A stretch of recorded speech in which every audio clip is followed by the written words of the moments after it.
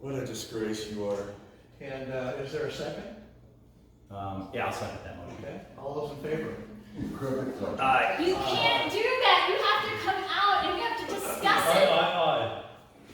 I work for these people. Can we walk backwards? Renee French is writing the checks. He authorizes them, yes. He's the assistant. When I asked you in the June meeting, I said, who's writing the checks? I don't know. At that time, we were still, well, I misspoke, sorry. Sorry, I misspoke. Who's got the checks? I don't know. Oh, sorry, I misspoke, Dean.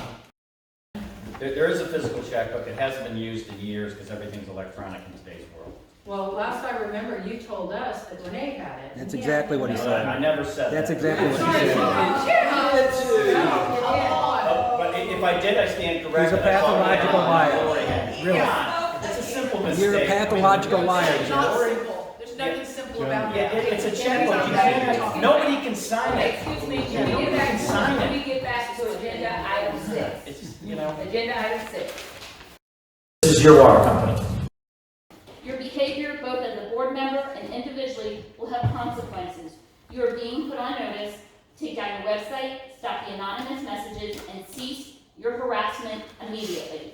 If not, I will pursue legal remedy available, every legal remedy available, including defamation, harassment, slander, and libel. I sincerely hope your umbrella policy is up to date, because my attorney that I've hired will not hesitate to go after your personal assets if necessary. Consider this your final warning. No, I'm not talking anymore. I work for these people. We are under Texas Public Utility Commission's order that Anser is in charge of this. These guys have thumbed their nose at the Texas Public Utility Commission, who's in charge of regulating the water supply corporations, co-ops like ours. They've even went so far as to send emails saying, we don't honor, we don't respect, and we don't acknowledge that Anser's in charge, even though the PUCs have made that ruling. So we need all you involved. We need to hear y'all's ideas and y'all's opinion.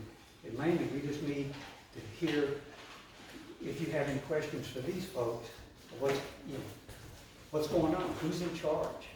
But we really need to stick together. And we're not going to get out of this funk that we have out here. And I think Danny said it best. We may be, Windermere may have been built on some ancient burial ground, and we're cursed there. I don't know. But until we come together and get the corruption cleaned up out here, we're going to be just repeating the cycle over and over and over. Thank you, agenda. So, everyone that goes to meetings knows that in May, with the land sale not even on the agenda, Jeff Walker did a 53-minute push. We got to sell this now, for $1 million, okay? And anyway, and then in June, they had these 3 contracts, one for $1 million, one for $800, one for $600. I don't remember. Anyway, we got to sell right now. We got to sell it. Then in November, I think it was November 7th, right before y'all took over, they sat in here and just, literally thumbed their nose at us. And all of us were like, you need to wait. And they didn't answer us. They didn't say anything. They're pathetic human beings, but that's beside the point.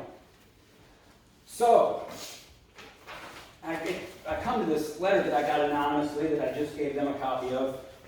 One was sent to Bruce and myself. I'm just going to read 2 highlights in it. The letter. Dear Bruce and Danny, you both and this real estate committee are clueless, and thank you for losing $1 million opportunity. And then Kern Van Diemen says, you need to go back and beg these people to come back for the $1 million deal.